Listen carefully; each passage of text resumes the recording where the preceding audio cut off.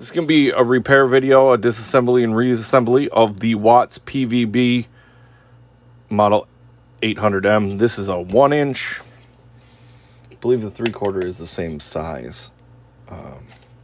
So once you shut both your ball valves, like this should be shut, you can open up your test cock valves. This is missing one on this side because it obviously is a damaged one. There's 2 screws here. This is just a dust cap. You don't need to take it off. You can replace it if it's cracked, but you don't need to take it off.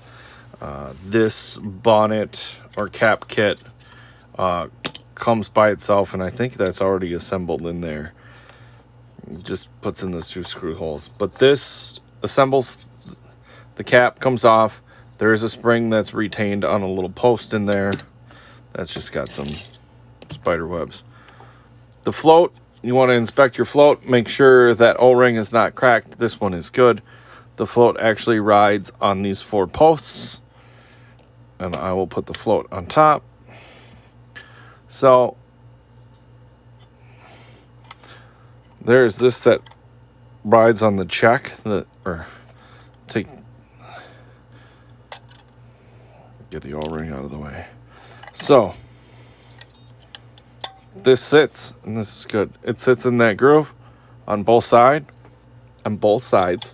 So if you turn, push down and turn, you have to kind of tilt it into the valve side, and then the check spring retainer will come out.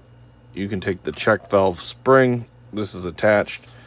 Okay, another thing you're going to inspect. You're going to inspect the plastic piece of the check.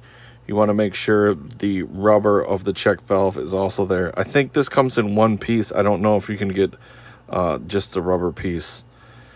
Sometimes if there's a dent or indent on a lot of check valves, like if there was damage in the rubber there, I could take it and flip it over. Now, if the check valve is totally cracked, it won't. But if there's just like a small pock or a dent in it, you can flip your check over. The check kit comes separate. The float kits come separate, and the cap kit comes separate. I think the cap kit comes with the spring, so does the float kit. And they probably both come with the O-ring as well. So there you can see the plastic base is actually melted from somebody probably thawing this out, and that's why it failed. I actually think there's a cracked ball valve or something that it just got replaced. So that wouldn't even seal anyway. So, but to reassemble, if you don't have such issues, I'm going to take the posts of the check valve, put them in the 1-inch hole there. The spring lands on top in that check valve. Gets it clipped in. The spring retainer, the check valve spring retainer, same thing. You want to angle it 4 posts up. You want to angle it into the hole of the downstream pipe. Once you get it over the post, you push down with both hands. I think it's easier to do 2 fingers and twist. I'm not going to get it. Twist, wiggle a little, locked in place. So you want to make sure it's locked in place right there in the center. Put the check on. Oh, that's the float. Float can go on the check retainer. The O-ring I like to set in there.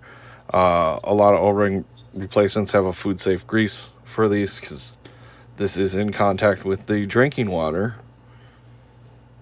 until it's after the assembly. The cap will screw back on. Didn't line up. So a little trick, if threads don't line up,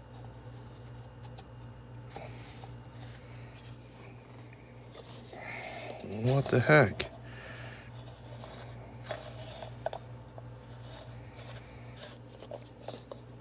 You can turn them backwards until you feel it fall. There we go. Put the check in, or the cap, the dust cover. Put the 2 screws back in. And that is a complete assembly and disassembly of the Watts. You want to make sure all your rubber O-rings and the check rubber of the check valve are not cracked. You can suffer leaks there. There you go. The Watts 800 M9. Not familiar if they have an 1.25 or 1.5 inch size, but your 1 inch assembly and disassembly. Thanks for watching.